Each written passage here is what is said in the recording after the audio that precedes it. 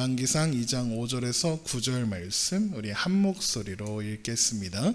수르야의 아들 요압이 내게 행한 일 곧 이스라엘 군대의 두 사령관 넬의 아들 아브넬과 예델의 아들 아마사에게 행한 일을 내가 알거니와 그가 그들을 죽여 태평시대에 전쟁의 피를 흘리고 전쟁의 피를 자기의 허리에 띤 띠와 발에 신은 신에 묻혔으니 내 지혜대로 행하여 그의 백발이 평안히 스올에 내려가지 못하게 하라.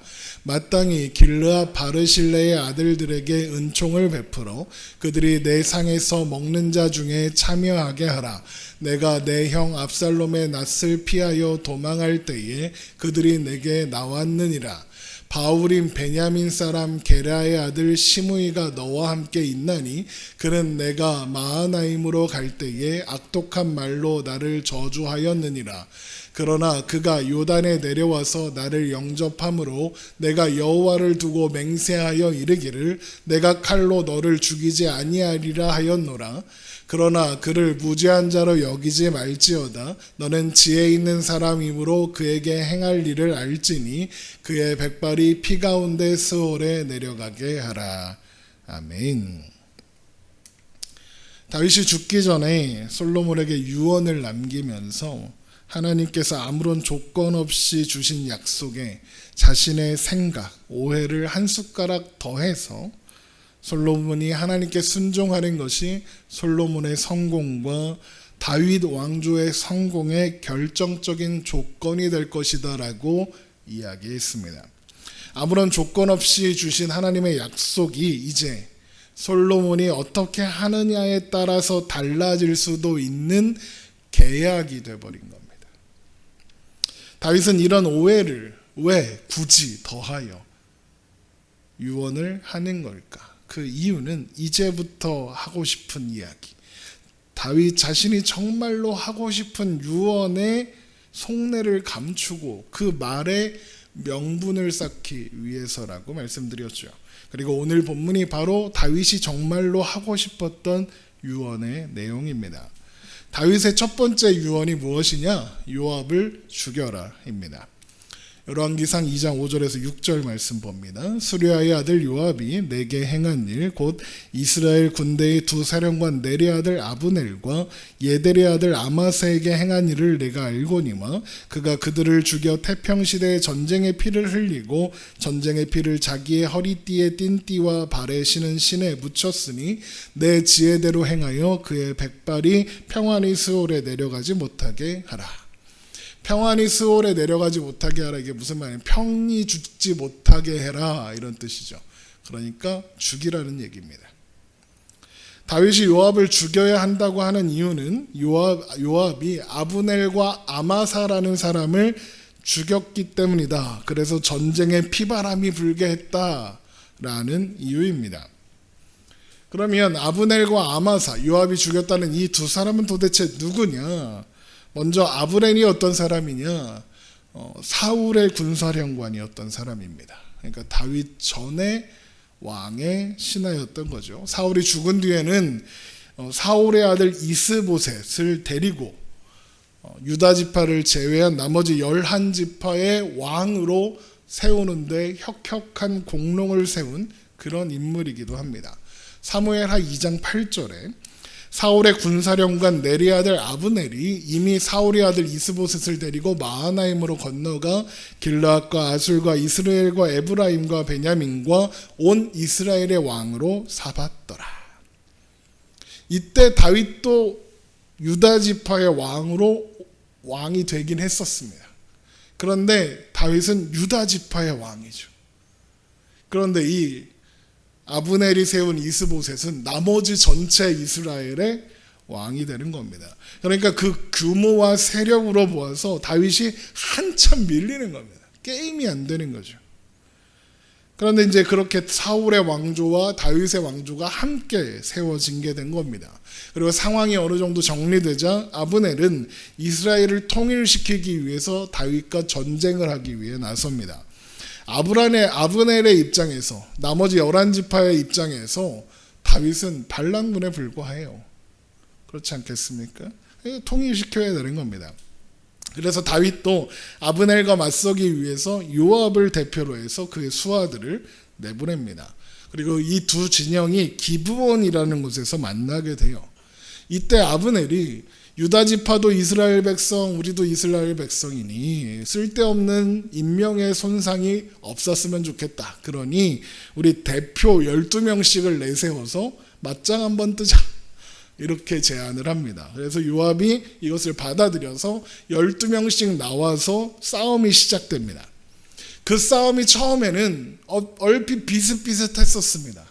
그런데 결국에는 아브넬 쪽이 밀리게 되죠. 사무엘하 2장 14절입니다.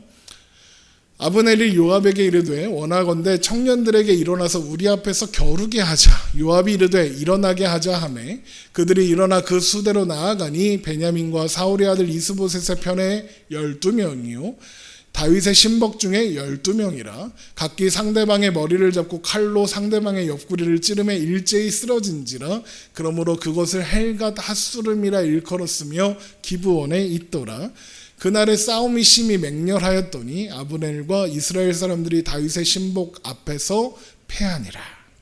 아브넬이 집니다.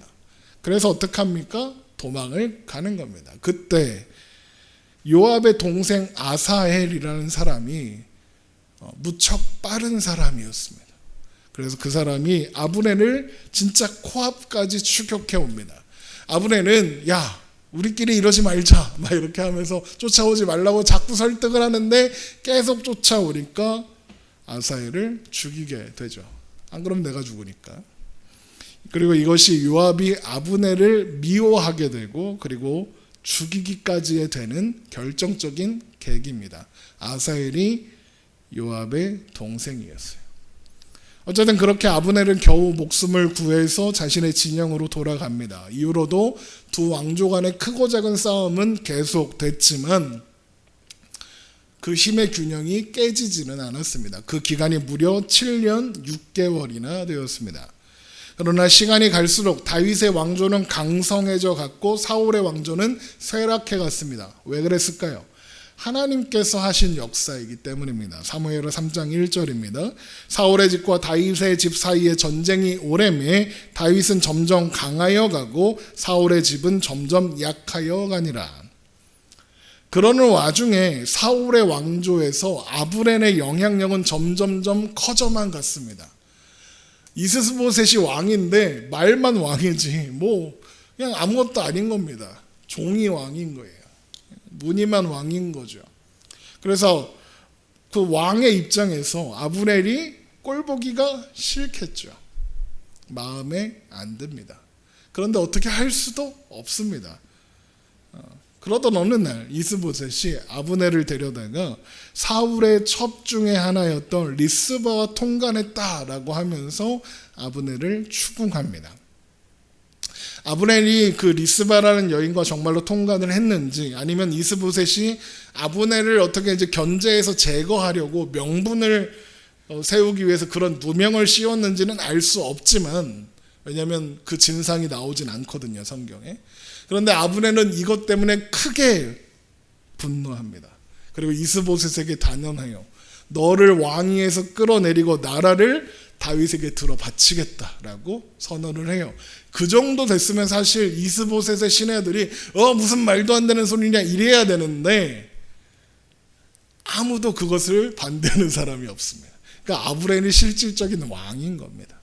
이스보셋도 꿈쩍도 못해요. 아무것도 못합니다. 아브넬은 그래서 자신의 맹세를 즉각 실행으로 옮기기 시작합니다. 다윗에게 사람을 보내어 협상을 제안하죠. 내가 나라를 주겠다. 다윗은 당연히 아브넬의 제안을 받아들입니다. 평화롭게 통일을 이루게 된 거니까요.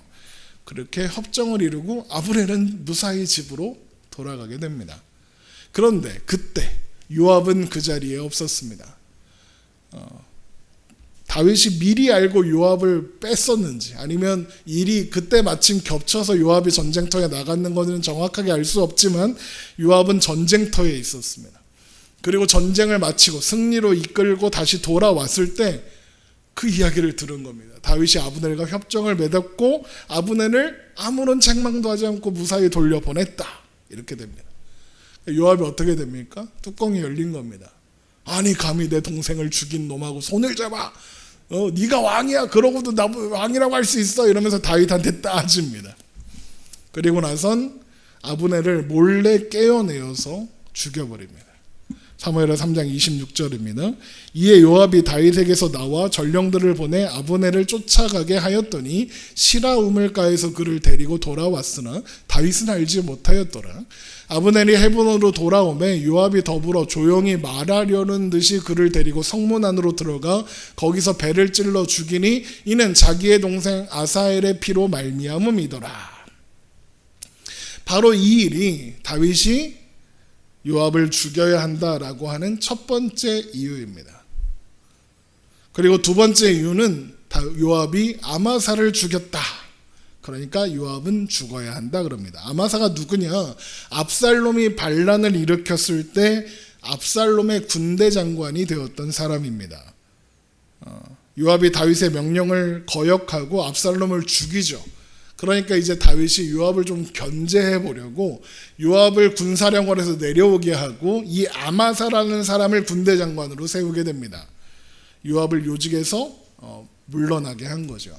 사무엘하 19장 13절입니다. 너희는 또 아마사에게 이르기를 너는 내 골육이 아니냐? 내가 요압을 이어서 항상 내 앞에서 지휘관이 되지 아니하면 하나님이 내게 벌 위에 벌을 내리시기를 바라노라 하셨다 하라 하여.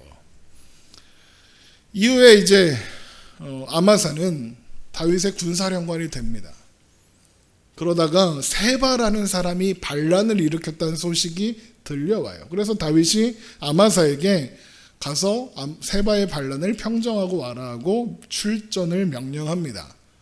그때 요압이 몰래 따라갑니다. 따라가서 아마사를 죽인 다음에 자신이 그 군대를 지휘하여 세바의 반란을 평정하고 돌아옵니다. 사무엘하 20장 9절입니다. 요압이 아마사에게 이르되 내 형은 평안하냐 하며 오른손으로 아마사의 수염을 잡고 그와 입을 맞추려는 채 하매 아마사가 요압의 손에 있는 칼은 주의하지 아니한지라 요압이 칼로 그의 배를 찌르매 그의 창자가 땅에 쏟아지니 그를 다시 치지 아니하여도 죽으니라. 요압과 그의 동생 아비새가 비그리의 아들 세바를 뒤쫓을세. 이렇게 되어 있죠. 바로 이 일이 다윗이 요압을 죽여야 한다라고 하는 두 번째 이유입니다. 자, 그러면 이제 요압은 죽어 마땅한 놈이 맞는 것 같습니다. 그렇죠? 그런데 다윗은 정말 이런 이유 때문에 요압이 죽어야 한다고 생각하는 걸까? 우리는 그걸 한번 생각해 보아야 합니다. 만약에 정말 그게 이유라면 앞뒤가 안 맞는 부분이 많습니다.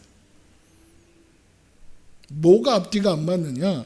요압이 아브넬을 죽였을 때 다윗은 요압에게 크게 분노해서 요압에게 막 저주를 퍼부었습니다. 그때 잡아서 죽이면 되지 않았나요? 근데 죽이지 않았습니다. 정말로 그 일이 요압이 죽을 만큼 중대한 사안이라고 생각했다면 그때는 요압보다 다윗이 더 능력 있고 탁월하고 다 충성하는 부하들이고 요압 제거하는 게 그렇게 힘든 일이 아니란 말입니다. 근데 그때 죽이지 않습니다. 요압의 세력이 두려워서 뭐 그렇다고 칩시다. 그랬으면 그 이후에 세력을 점점 축소시킬 만한 여지가 있지 않았겠습니까? 그런데 요압은 계속해서 다윗의 신복이었고 군대 장관이었습니다. 물론 다윗이 요압을 견제할 친위대를 만들기는 했습니다. 블레셋에서 투항에서 온 그래서 평생 다윗에게 충성하겠다고 한 군대들을 자기 친위대로 만듭니다. 하지만 요압은 여전히 이스라엘의 군대 장관이었습니다. 아마세를 죽였을 때는 또 어쩌습니까? 요압은 분명히 다윗의 명령을 거스르고 함부로 행동한 게 맞습니다. 그런데 다윗은 요압에게 한마디도 하지 않았고 다시 그에게 군대 장관을 맡깁니다. 요압이 아마사를 죽였다는 걸 몰랐기 때문이냐? 아닙니다. 알았습니다. 몰랐다면 유언에 아마사를 죽인 일로 요압을 죽여라라고 하지 않았겠죠. 알고 있었습니다. 그런데 다윗은 아마사를 죽인 요압에게 추궁조차 하지 않았습니다. 그러면 왜 다윗은 요압이 아브넬을 죽였을 때 또 아마사를 죽였을 때는 가만히 있었을까? 이유는 간단합니다. 요압이 필요했기 때문에. 요압이 필요합니다. 다윗은. 요압이 없던 사람입니까? 싸움만 나갔다 하면 이기는 장군입니다. 많은 전리품을 가지고 돌아오는 장군입니다. 그러니까 요압은 다윗의 욕심을 이루기 위해서는 꼭 필요한 중요한 사람이었던 겁니다. 근데 요압이 말을 안 들으니까, 치우고 아마사도 잘 싸우는 장군이니까 요압을 치우고 아마사로 어떻게 해보려고 했는데 요압이 아마사를 죽여버렸습니다. 그러니 대안이 요압밖에 안 남은 거예요. 그래서 내비둔 겁니다. 심지어 밧세바를 범했다는 자신의 치부를 감추기 위해 우리아를 죽이라는 명령을 누구한테 내립니까? 요압한테 내립니다. 그 명령을 수행한 게 요압이었어요. 그러니까 다윗은 그만큼 요압을 신뢰했다는 뜻입니다. 중요한 인물로 생각했다는 거예요. 그러니까 그런 자신의 치부를 드러낼 만한 그런 일까지 맡기게 된 거죠. 그러니까 요압을 그 누구보다 중요하게 여기고 중용했던 사람은 다름 아니라 다윗 자신이었던 겁니다. 그래서 안 죽인 거예요. 요압은 성격이 급하고 아나무인인 사람이긴 했습니다. 하지만 다윗이 필요할 때마다 필요한 활약을 했던 사람입니다. 그러니까 다윗은 끝까지 요압을 죽이지 않았던 겁니다. 그래서 아도니아 편에서 반란을 주도했을 때도 그냥 내버려 두는 겁니다. 그런데 이제 죽음이 코앞에 다가온 다윗은 요압을 죽이고 싶습니다. 왜 그럴까? 아브넬과 아마사를 죽인 일이 너무 큰 일이라 내가 죽기 전에 해결을 해야겠어서? 아니요. 그랬으면 벌써 옛날에 죽였어야 된다니까요. 그러면 요압을 왜 이제 죽이자고 하는 걸까? 그 일이 요압이 죽어야 하는 엄청난 큰 일이면 다윗이는요, 그보다 더 큰 짓을 하지 않았습니까? 요압보다 나쁜 짓을 많이 하면 많이 했지 덜 하진 않았습니다. 똥 묻은 개가 겨 묻은 개 뭐라 한다고 죽이라고 하는 겁니다. 왜 그러느냐? 첫 번째 이유, 이제는 요압이 필요 없으니까 그러고. 다윗이 늙은 만큼 요압도 늙었습니다. 그러니까 이제 요압은 더 이상 다윗에게는 물론이고 이제 왕이 될 솔로몬에게도 딱히 도움은 안 되고 방해만 되는 그런 존재가 된 겁니다. 그런 와중에 다윗이 노쇠했는데 아직 왕위에서 내려오고 싶은 마음도 없는데, 그런데 요압이 감히 아도니아를 왕으로 세우겠다고 나선 겁니다. 그러니까 요압이 지금 다윗한테 이렇게 말한 거예요. 이제 그만하십시오. 이제 그만하고 내려오십시오. 이런 겁니다. 아직 나에게는 시간이 더 남아있고 능력이 남아있고 그래서 아직 그만둘 생각이 없는 사람한테 이제 그만하고 물러나세요 라고 말을 하면 내가 물러나야 할 때라는 걸 알면서도 기분 나빠하는 겁니다. 은퇴가 가까운 목사님들한테 뭐 이렇게 은퇴를 다 채우고 은퇴하시려고 그러세요. 빨리 은퇴하세요. 그러면 다 막 발끈해서 화를 내십니다. 네, 그런 겁니다. 내가 맨날 지가 내 말도 안 듣고 맨날 개기고 그래도 내가 살려주고 이때까지 잘해줬는데 이제 그만하라고? 이놈 안 되겠네. 이제 이런 생각을 다윗이 하게 된 겁니다. 그러니까 한마디로 다윗은 요압이 기분 나쁜 겁니다. 그런데 야, 저 놈 기분 나빠 죽여 이러기는 없으니까 그럴 수는 없잖아요. 나라가 그렇게 기분 나쁘다가 아무나 죽이면 안 되잖아요. 그러니까 그럴듯한 명분, 요압이 죽어야만 하는 명분을 만들어주는 겁니다. 솔로몬한테. 이어지는 두 번째 유언이 무엇이냐? 길르앗 바르실레의 아들들에게 은총을 베풀어 주어라, 잘해줘라, 이런 유언입니다. 열왕기상 2장 7절, 마땅히 길르앗 바르실레의 아들들에게 은총을 베풀어 그들이 내 상에서 먹는 자 중에 참여하게 하라. 내가 내 형 압살롬의 낯을 피하여 도망할 때에 그들이 내게 나왔느니라. 솔로몬의 상에서 먹는 자 중에 참여하게 하라. 이게 무슨 왕족의 특권을 누리게 해줘라. 그 정도로 이쁜 애다, 이런 뜻입니다. 바르실레가 어떤 사람이야? 다윗이 말한 것처럼 압살롬이 반란을 일으켜서 막 도망가고 있을 때 마하나임까지 도망쳐온 다윗과 그의 무리들을 위해서 자신의 재산을 털어가지고 물자를 공급해 주었던 그런 사람입니다. 사무엘하 17장 27절. 다윗이 마하나임에 이르렀을 때 암몬족 속에게 속한 라빠 사람 나하스의 아들 소비와 로데벨 사람 암미엘의 아들 마길과 노글림 길르앗 사람 바르실레가 침상과 대야와 질그릇과 밀과 보리와 밀가루와 볶은 곡식과 콩과 팥과 볶은 녹두와 꿀과 버터와 양과 치즈를 가져다가 다윗과 그와 함께한 백성에게 먹게 하였으니 이는 그들 생각에 백성이 들에서 시장하고 고나고 목마르겠다 함이더라. 다윗 입장에선 제일 어렵고 힘들고 배고플 때 도와줬으니까 얼마나 고맙겠어요. 그래서 이후에 압살롬의 반란이 평정되고 다윗이 예루살렘으로 돌아올 때 바르실레를 예루살렘으로 데리고 가서 극진하게 내가 대접해 줄게라고 이야기합니다. 그런데 바르실레가 저는 너무 늙었으니까 내 아들 기맘이라는 아들이 있는데 얘한테 그걸 해주세요. 자신은 길르앗으로 돌아가겠습니다. 그럽니다. 그래서 다윗은 바르실레가 원하는 건 뭐든지 들어줄게 그러면서 기맘을 데리고 예루살렘으로 돌아갑니다. 사무엘하 19장 38절. 왕이 대답하되 기맘이 나와 함께 건너가리니 나는 네가 좋아하는 대로 그에게 베풀겠고 또 네가 내게 구하는 것은 다 너를 위하여 시행하리라 하니라. 뭐든지 해줄게 그러는 거죠. 근데 이제 죽으면서 솔로몬한테 유언까지 남겨서 이 집안은 끝까지 잘해줘야 된다 이러는 겁니다. 왜 그럴까요? 바르실레가 또 그의 가문이 이쁜 겁니다. 고마운 거예요. 그래서 바르실레 가문 잘 대해줘라 그러는 겁니다. 다음 유언은요. 바울인 베냐민 사람 시므이를 꼭 죽여라.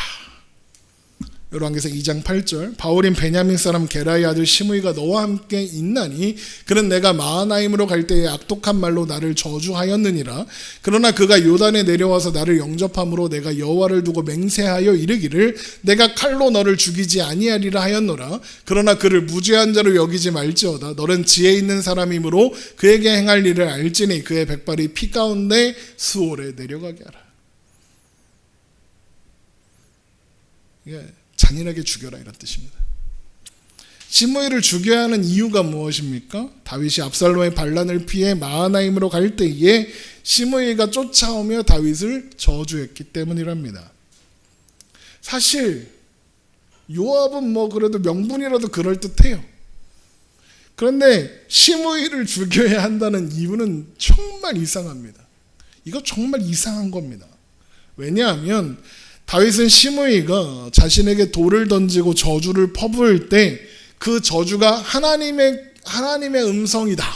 하나님께서 명령하셔서 하는 거다. 그래서 시므이를 죽이겠다는 부하들을 말리기까지 했던 사람입니다. 사무엘하 16장 9절. 수르의 아들 아비새가 왕께 여짜오되 이 죽은 개가 어찌 내 주 왕을 저주하리이까 청하건대 내가 건너가서 그의 머리를 베게 하소서 하니 왕이 이르되 수르의 아들들아 내가 너희와 무슨 상관이 있느냐 그가 저주하는 것은 여호와께서 그에게 다윗을 저주하라 하심이니 내가 어찌 그리하였느냐 할 자가 누구겠느냐 하고 또 아비새가 다윗이 아비새와 모든 신하들에게 이르되 내 몸에서 난 아들도 내 생명을 해하려 하거든 하물며 이 베냐민 사람이냐 여호와께서 그에게 명령하신 것이니 그가 저주하게 두라. 혹시 여호와께서 나의 원통함을 감찰하시리니 오늘 그 저주 때문에 여호와께서 선으로 내게 갚아주시리라 하고 다윗과 그의 추종자들이 길을 갈 때에 시므이는 산 비탈로 따라가면서 저주하고 그를 향하여 돌을 던지며 먼지를 날리더라. 시므이가 저주를 하니까 다윗이 뭐라고 하죠? 하나님이 명령하신 거라서 저렇게 하는 거다. 그러니까 그 욕는 욕이 하나님의 음성이라고 생각했던 다윗이란 말입니다.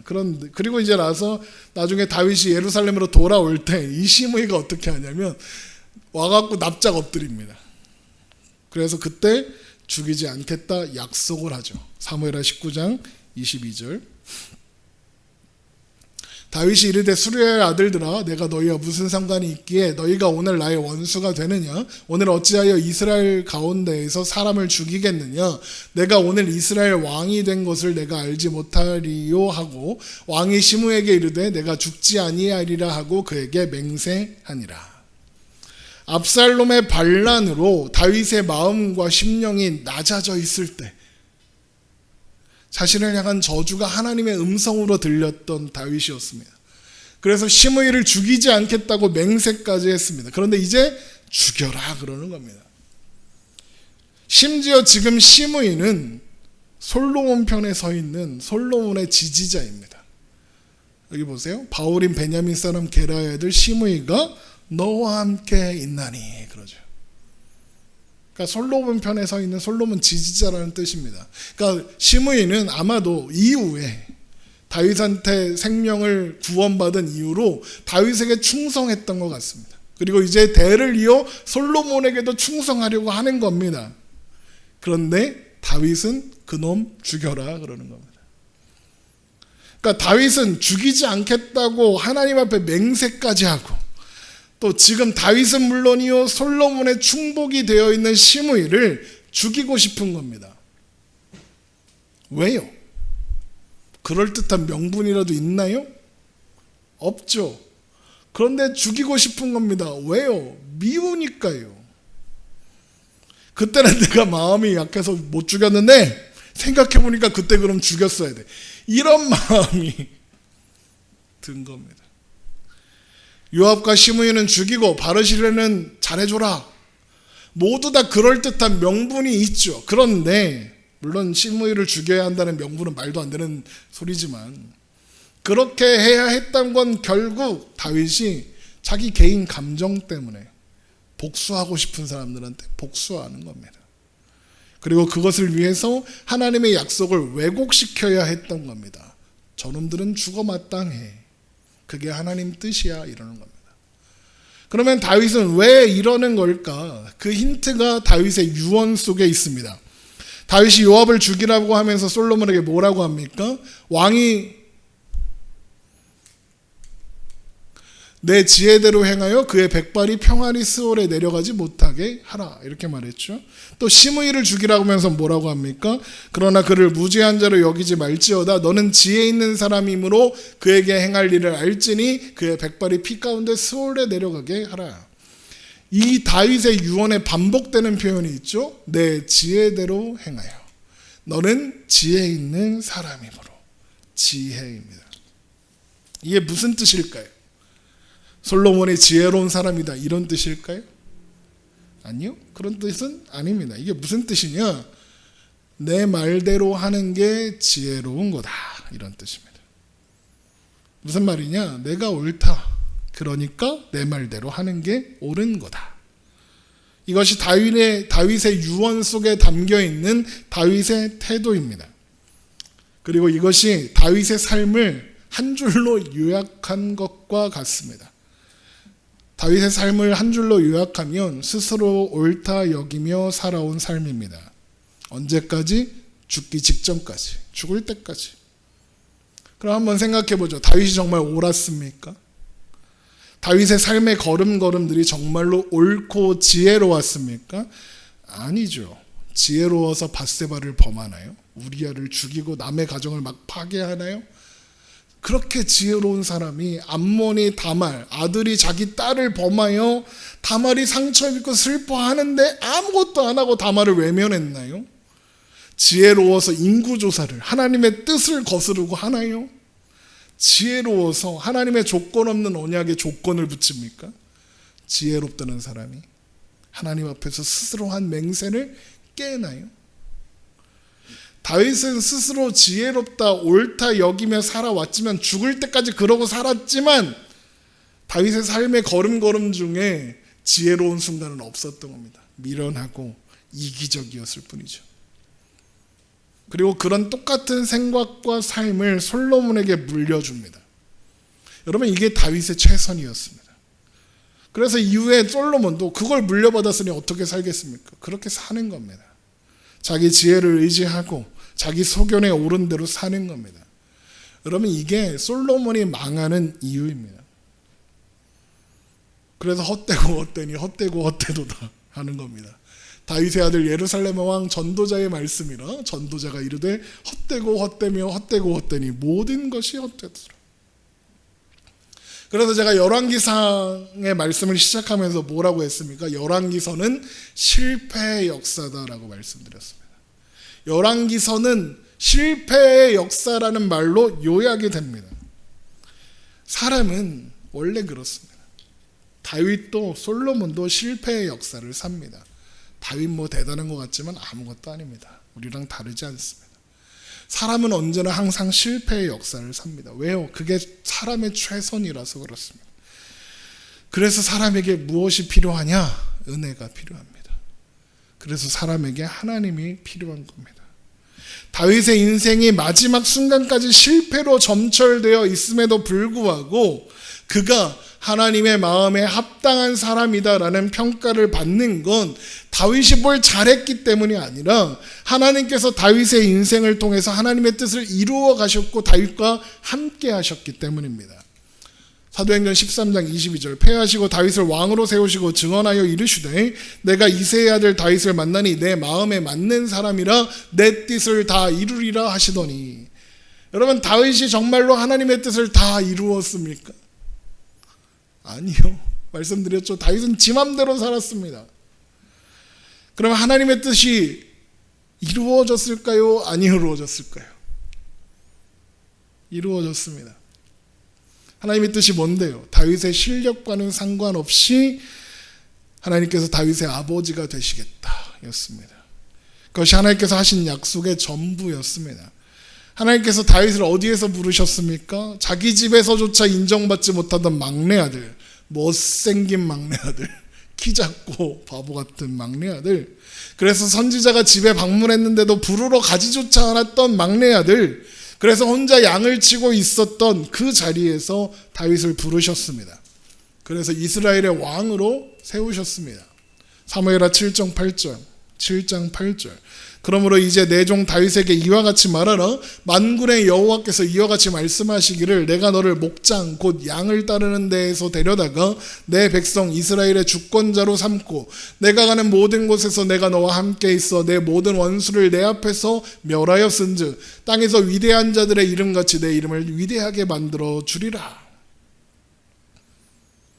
그런데 그런 다윗이 자기가 잘나서 왕이 된 줄 알고 계속 까붑니다. 그럴 때도 하나님은 다윗을 버리지 않으셨습니다. 대신 사람의 매와 인생의 채찍으로 그를 가르치고 인도하셨습니다.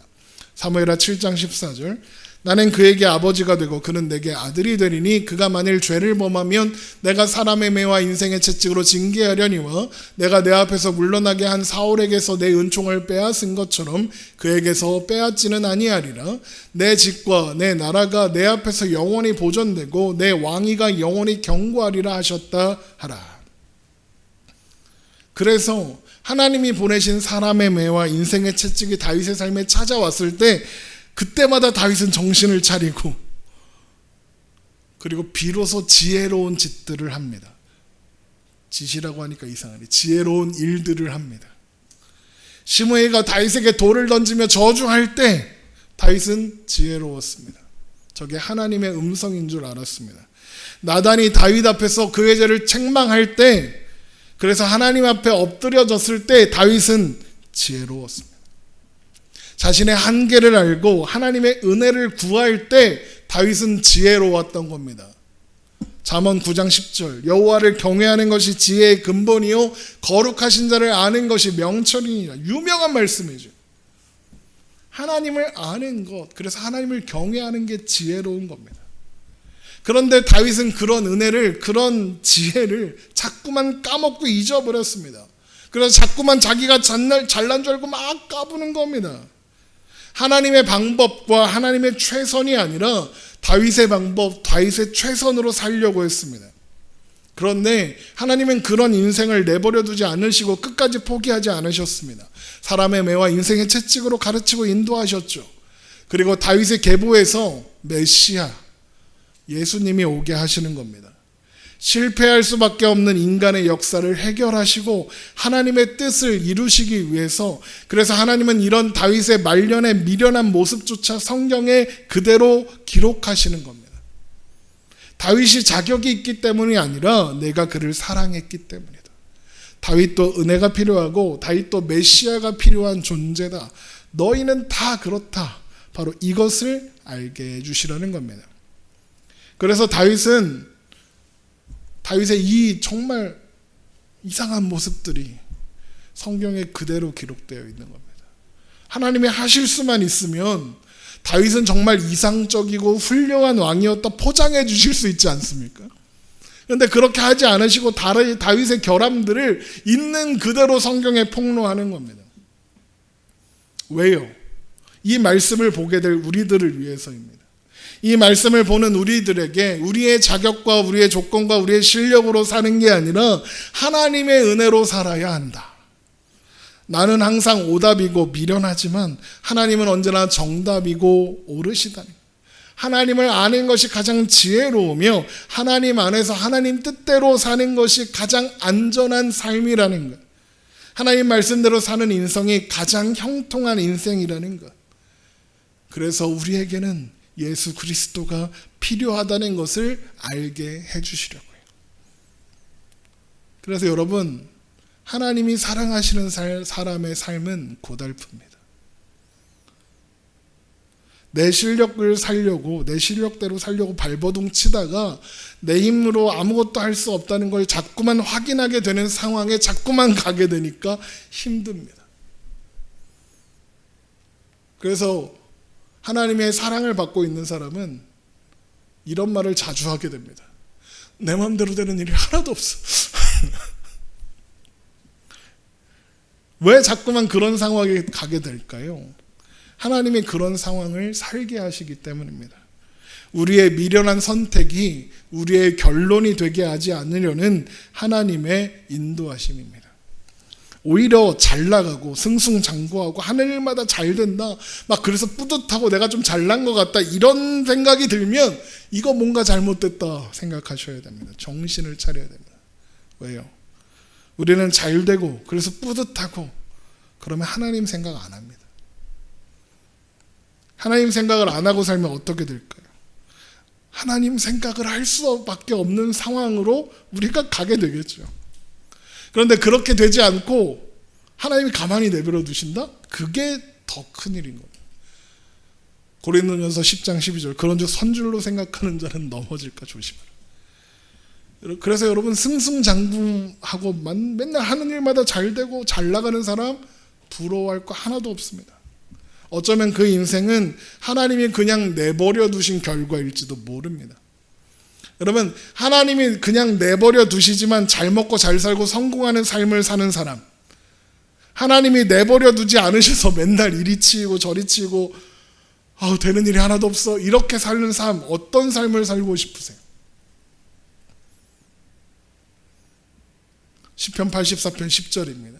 주의 궁정에서의 한날이 다른 곳에서의 첫날보다 나은즉 악인의 장막에 사는 것보다 내 하나님의 성전 문지기로 있는 것이 좋사오니 여호와 하나님은 해요 방패이시라. 여호와께서 은혜와 영화를 주시며 정직하게 행하는 자에게 좋은 것을 아끼지 아니하실 것임이니이다. 만군의 여호와여, 주께 의지하는 자는 복이 있나이다. 아무리 좋은 게 있어도 하나님 밖에 있는 것보다, 아무리 초라해 보여도 하나님 안에 있는 게 좋다, 이겁니다. 그러면 이게 지혜입니다. 하나님은 이걸 알게 하시려고 결국에는 하나님 없으면 안 되는데, 나는 언제나 오답인데, 하나님만의 길이고 진리신데 천부여 의지 없어서 손들고 옵니다. 하나님 도와주세요. 이 고백을 받아내시려고 다윗의 모든 삶 가운데 개입하고 개입하신 겁니다. 그리고 또 우리의 삶에 개입하고 인도하고 계시는 거예요.